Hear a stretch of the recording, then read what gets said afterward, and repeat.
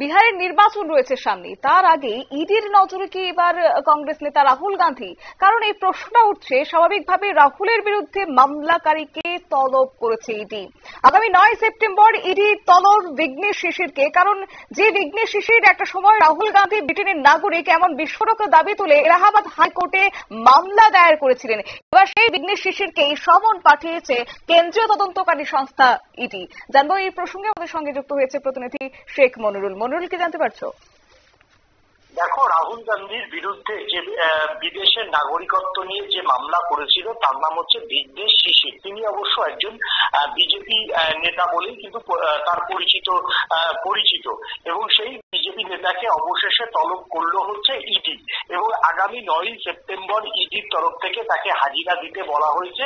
ইতিমধ্যেই ইডির সমন এই বিঘ্নেশ শিশিরের কাছে কিন্তু চলে গিয়েছে এবং বিঘ্নেশ শিশিরের যে আইনজীবী তিনি এই তার ইডির যে সমন অর্থাৎ মেল মারফত এবং একটি হার্ড কপি তার কাছে যে এসে পৌঁছেছে সে কথা কিন্তু এই বিঘ্নেশ শিশিরের আইনজীবী তিনি ইতিমধ্যেই জানিয়ে দিয়েছেন।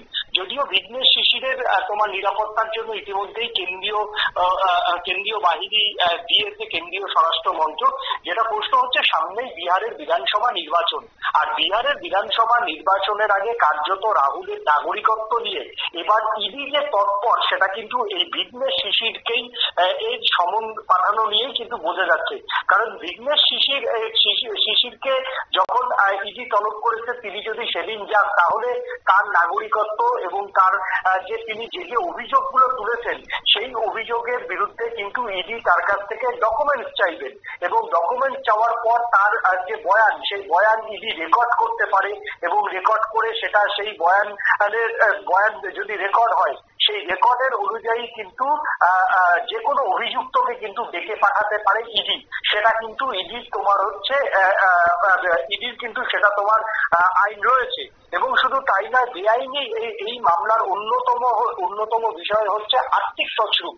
সমস্ত কিছু বিষয় নিয়েই কিন্তু বিহারের নির্বাচনের আগে কার্যত কিন্তু ফের রাহুল গান্ধীকে নিশানা করছে কিনা সে বিষয়ে নিয়ে কিন্তু ইতিমধ্যেই প্রশ্ন উঠতে পারে। দেখো, যেভাবে বিঘ্নেশ শিশিরকে ইডি তলব করেছে তাতে কিন্তু সাদা চোখে বলা যাবে না যে রাহুল গান্ধীকে নিশানা করছে ইডি, কিন্তু ঘুরপথে কি রাহুল গান্ধীকে নিশানা করলো ইডি সেই নিয়ে কিন্তু ইতিমধ্যেই দ্বিধাবিভক্ত দেশের রাজনৈতিক মহল।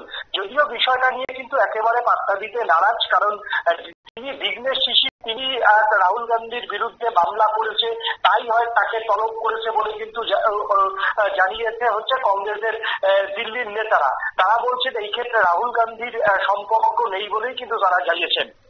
ধন্যবাদ। অর্থাৎ রাহুল গান্ধীর নাগরিকত্ব নিয়ে এলাহাবাদ হাইকোর্টে যে মামলা হয়েছে, মামলাকারীর অভিযোগ ছিল যে রাহুল গান্ধী ব্রিটিশ নাগরিক, আর সেই সমস্ত তথ্য প্রমাণ তিনি মামলায় জমা করেছেন।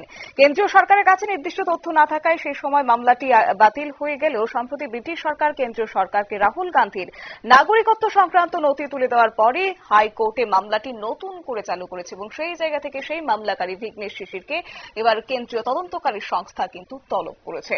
নিয়ে নিচ্ছে ছোট্ট একটি বিজ্ঞাপন বিরতির সঙ্গে থাকুন।